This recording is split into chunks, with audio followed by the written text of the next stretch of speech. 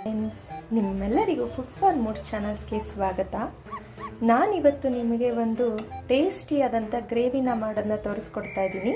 ಅದಕ್ಕೆ ಒಂದು ಕ್ಯಾಪ್ಸಿಕಮ್ ಇದ್ದರೆ ಸಾಕು. ಗ್ರೇವಿಗೆ ಏನೇನು ಹಾಕ್ತಾ ಇದ್ದೀನಿ ಅಂದರೆ, ಒಂದು ಕ್ಯಾಪ್ಸಿಕಮ್ನ ರಫಾಗಿ ಚಾಪ್ ಮಾಡಿ ಇಟ್ಕೊಂಡಿದ್ದೀನಿ, ಸ್ವಲ್ಪ ಶುಂಠಿ, ಒಂದು ಗಡ್ಡೆ ಬೆಳ್ಳುಳ್ಳಿ, 2 ಮೀಡಿಯಮ್ ಸೈಜ್ ಈರುಳ್ಳಿ, ಒಂದು ಸ್ವಲ್ಪ ತೆಂಗಿನಕಾಯಿ ಮತ್ತು 2 ಬ್ಯಾಡಗಿ ಮೆಣಸಿನ್ಕಾಯಿ, ಒಂದು ಗುಂಟೂರು ಮೆಣಸಿನ್ಕಾಯಿ, 1 ಟೇಬಲ್ ಸ್ಪೂನಷ್ಟು ಧನಿಯಾ, ಒಂದೇ ಒಂದು ಏಲಕ್ಕಿ, ಒಂದು ಸ್ವಲ್ಪ ಚಕ್ಕೆ, ಒಂದೇ ಒಂದು ಲವಂಗ, 1 ಟೊಮೆಟೊ. ಈಗ ಇಷ್ಟನ್ನು ಎಣ್ಣೆಗೆ ಹಾಕಿ ಹುರ್ಕೊಳ್ಳೋಣ. ಬಾಣಲಿ ಕಾದಿದೆ. ಈಗ ಇದಕ್ಕೆ ಸ್ವಲ್ಪ ಎಣ್ಣೆ ಹಾಕ್ಕೊತಾ ಇದ್ದೀನಿ.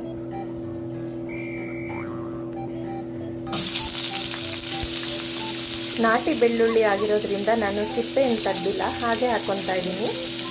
ನೀವು ಬೇಕಿದ್ರೆ ಸಿಪ್ಪೆ ತೆಗೆದು ಹಾಕೊಬೋದು. ಖಾರ ಕಡಿಮೆ ತಿನ್ನೋದ್ರಿಂದ ಒಂದೇ ಒಂದು ಗುಂಟೂರು 2 ಬ್ಯಾಡಿಗೆ ಹಾಕ್ಕೊಂಡಿದ್ದೀನಿ. ನಿಮಗೆ ಸ್ವಲ್ಪ ಸ್ಪೈಸಿ ಬೇಕಂದರೆ ಒಂದು 3 ಮೆಣಸಿನ್ಕಾಯಿ ಹಾಕ್ಕೊಳ್ಳಿ.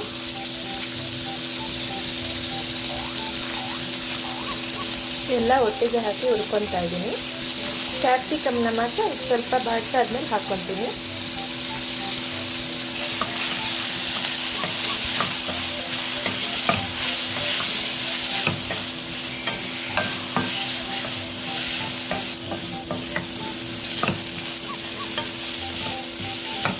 ಈ ಥರ ಮಸಾಲೆ ರುಬ್ಬಿ ಹಾಕಿದ್ರೆ ಟೇಸ್ಟ್ ಚೆನ್ನಾಗಿ ಕೊಡುತ್ತೆ ಈ ಗ್ರೇವಿಗೆ. ಈಗ ಇದಕ್ಕೆ ಕ್ಯಾಪ್ಸಿಕಮ್ ಹಾಕ್ಕೊತಾ ಇದ್ದೀನಿ. ಇದನ್ನು ಫ್ರೈ ಮಾಡ್ಕೊತಾ ಇದ್ದೀನಿ. ದೋಸೆ, ರೈಸಿಗೆ ಕೂಡ ಚೆನ್ನಾಗಿರುತ್ತೆ, ರೊಟ್ಟಿ ಎಲ್ಲದಕ್ಕೂ ಟೇಸ್ಟಿಯಾಗಿರುತ್ತೆ. ಒಮ್ಮೆ ಟ್ರೈ ಮಾಡಿ ನೋಡಿ. ಈಗ ಇದು ಫ್ರೈ ಆಗಿದೆ, ಟರ್ನ್ ಆಫ್ ಮಾಡ್ಕೊಳ್ಳೋಣ. ತಣ್ಣಗಾದ್ಮೇಲೆ ಮಿಕ್ಸಿಗೆ ಹಾಕ್ಕೊತೀನಿ. ಕರಿಯಾಗಿ ರುಬ್ಕೊಬೇಕು ಇದನ್ನು. ಈಗ ತಣ್ಣಗಾಗಿದೆ, ಮಿಕ್ಸಿ ಜಾರ್ಗೆ ಹಾಕ್ಕೊತಾ ಇದ್ದೀನಿ. ಕರಿಯಾಗಿ ರುಬ್ಕೊಬೇಕಿದನ್ನು. ಇಷ್ಟು ತರಿಯಾಗಿ ರುಬ್ಕೊಂಡ್ರೆ ಸಾಕು. ಈಗ ಒಗ್ಗರಣೆ ಹಾಕ್ಕೊಳ್ಳೋಣ. ಇದಕ್ಕೆ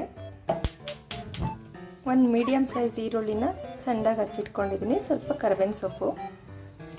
ಬಾಣಲಿ ಕಾದಿದೆ. ಈಗ ಎಣ್ಣೆ ಹಾಕ್ಕೊತಾ ಇದ್ದೀನಿ. ಒಂದು ಸ್ವಲ್ಪ ಸಾಸಿವೆ ಚಿಟಪಟ ಅಂತ ಇದೆ. ಈಗ ಇದಕ್ಕೆ ಈರುಳ್ಳಿ ಹಾಕ್ಕೊತಾ ಇದ್ದೀನಿ.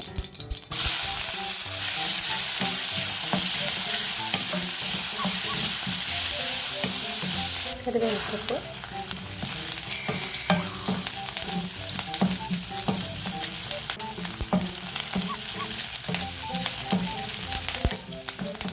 ಸ್ವಲ್ಪ ಸಾಲ್ಟ್ ಹಾಕ್ತಾ ಇದ್ದೀನಿ, ಆನಿಯನ್ ಬೇಗ ಫ್ರೈ ಆಗಲಿ ಅಂತ. 1 ಟೀ ಸ್ಪೂನ್ ಅಷ್ಟು ಅರಿಶಿನ,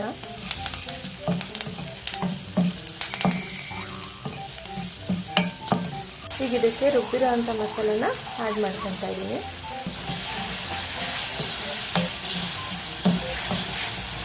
ಎಣ್ಣೆ ಸ್ವಲ್ಪ ಫ್ರೈ ಮಾಡಬೇಕು ಇದನ್ನು. ರುಚಿಗೆ ತಕ್ಕಷ್ಟು ಉಪ್ಪು,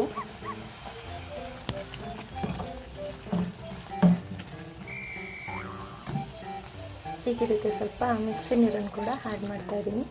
ಈ ಗ್ರೇವಿಗೆ ಜಾಸ್ತಿ ನೀರು ಹಾಕಿದ್ರೆ ಅಷ್ಟು ಚೆನ್ನಾಗಿರಲ್ಲ, ಸೊ ಸ್ವಲ್ಪ ತಿಕ್ಕಾಗೆ ಇರಬೇಕಿದು. ಇಷ್ಟು ಇದ್ದರೆ ಸಾಕು. ಈ ಕನ್ಸಿಸ್ಟೆನ್ಸಿಯಲ್ಲಿ ಗ್ರೇವಿನ ರೆಡಿ ಮಾಡ್ಕೊಳ್ಳಿ.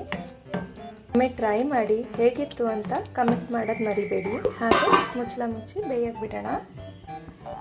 5-10 ಮಿನಿಟ್ಸ್ ಬಿಟ್ಟರೆ ಸಾಕು, ಗ್ರೇವಿ ರೆಡಿ ಆಗುತ್ತೆ.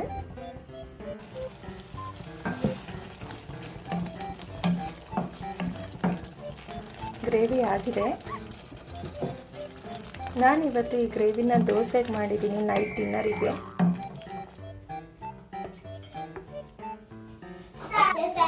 ನೀವು ಕೂಡ ಈ ಗ್ರೇವಿನ ಟ್ರೈ ಮಾಡ್ತೀರಲ್ಲ, ಹೇಗಿತ್ತು ಅಂತ ಕಮೆಂಟ್ ಮಾಡೋದು ಮರಿಬೇಡಿ. ಇದೇ ರೀತಿ ಹೊಸ ಥರ ರೆಸಿಪಿಗಾಗಿ ಲೈಕ್ ಮಾಡಿ, ಶೇರ್ ಮಾಡಿ, ನನ್ನ ಚಾನಲ್ಗೆ ಸಬ್ಸ್ಕ್ರೈಬ್ ಮಾಡಿ. Thank you.